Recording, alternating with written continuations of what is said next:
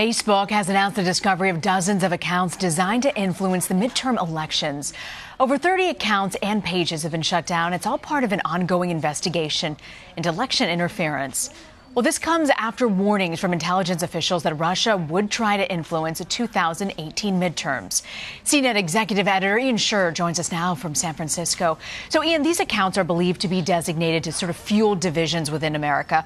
What exactly did Facebook find? They found that these accounts were doing things that are very similar to what we saw during the 2016 elections, all of this in hindsight, of course, but the way they were trying to gather people to like their pages. And a lot of it was innocuous stuff. If you go to CNET, you can see some of the stuff that was posted. But the playbook was to get people to like all this stuff and get on these pages, and then to slowly turn them political and to exacerbate divisions within this country and all sorts of stuff like that. One of the reasons that Facebook decided to come out now is that there is a counter-protest planned in the next couple weeks to a white supremacist protest that's happening in Washington, D.C. And that counter-protest was organized by these fake accounts. So Facebook said, OK, we need to step in and actually show that we've seen this stuff. And it's great. They're being proactive. They're showing us a little more transparency around this stuff. They're getting a lot of high marks for this. So, Ian, can they pinpoint exactly what organizations or even countries could be behind these accounts? It's really hard, and there's a lot of winking and nodding happening. You may have heard that from the Senate Intelligence Committee. Mark Warner of Virginia had said that he's pretty convinced it's Russia.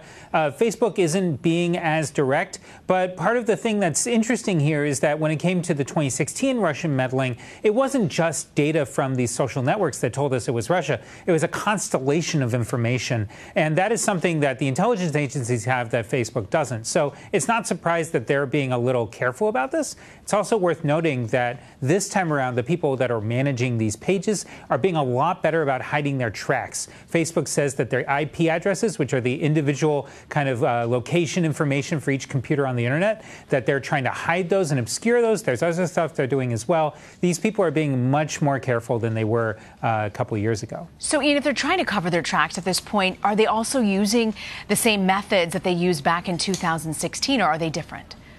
It's a lot of the same playbook otherwise, which is how Facebook basically found them. But the thing that's going to be tough about this is that, as Facebook's COO Sheryl Sandberg said on a conference call with journalists, this is a ongoing arms race. Once they come up with a way to stop it, the people are going to come up with new ways to make it even worse. And so this is going to be an ongoing issue that Facebook's going to have to fight against, and it's going to be like whack-a-mole for a lot of the foreseeable future, I think. So if this is like whack-a-mole, do you ever see a point where this platform is safer? I think that the challenge for Facebook is to convince us all that what we see on there is reliable, trustworthy, and not trying to come from another country that's trying to influence us. And that's going to be challenging. I think a lot of the trust in Facebook has eroded in the last couple of years, partially because Facebook itself was very slow to acknowledge and even admit that this stuff was really going on. And so now that they have, that's good. They say that they're really working on it. That's better. But they need to prove to us. The rubber needs to hit the road. And this is one of the first steps, being proactive and not just waiting for us to point it out to them. So the Senate Intelligence Committee announced that they're going to question Facebook executives next month. What can we expect from that? It's probably going to be an interesting repeat in a way, of what happened in April with Mark Zuckerberg, the CEO.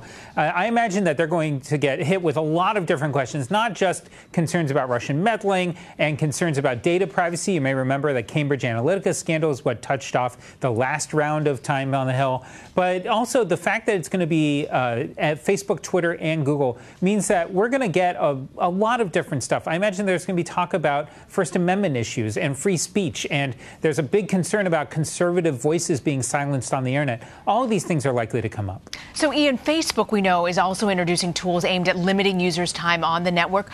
What's really behind this new development? Facebook, I think, acknowledges that one of the conversations happening in our culture these days is how much we're addicted to our phones. And the thing that they need to do, right, other than building a service that convinces us to come back and be the eyeballs that look at advertisers and pay their bills, is that they need to be able to make us feel comfortable with using it. It shouldn't be that you feel guilty for being on Facebook. That's a very bad thing for them. So by building these tools and helping you basically identify, well, I only want to spend 45 minutes on Facebook Facebook every week or whatever, or you want to be able to silence the notifications for 8 hours. Being able to do that will make you feel a little better about how much you're using Facebook. And whether or not that's a good thing, that's going to help Facebook probably in the end. So, Ian, this is really a bigger conversation within the tech industry. Can you explain sort of what people are saying in the tech world about this? And do you see progress coming from this? Yeah, it's really interesting. Apple and Google actually just this year and in the next couple of months are going to release software that is designed for their phones and tablets that will help you identify how much you're using your device, what apps you're using on a regular basis, how many notifications you get. I actually have the pre-release software on my iPhone, and it's scary how much I use my phone, and I didn't even realize how much I do. And so what they're trying to do is teach us, show us how much we're using our phones to make us feel better about maybe making better decisions. And this is all in reaction to this growing movement that's happening in our culture about how much are we using our devices? How is this impacting our lives? How is it impacting our families? All of these things are starting to bubble up, and the companies are trying to get ahead of it. Got to tell you, Ian, I took a week vacation last week, went to Jamaica, put the phone down for the entire week. Not sure if it was a rum punch or the lack of digital access. I never felt better in my life, my friend. I'll tell you, it is a really interesting thing to have that happen. And there are actually now, believe it or not, we have a story on CNET about it. There are people trying to do disconnected vacations to help you get away from your devices, because the problem is so bad for some people, it's like taking off their arm. Yeah, and so once they do it, they feel so much better. That's such a great analogy. It does often feel that way. How can you separate yourself from tech? But it's good we're having this discussion. Ian Sherr, thank you for joining us.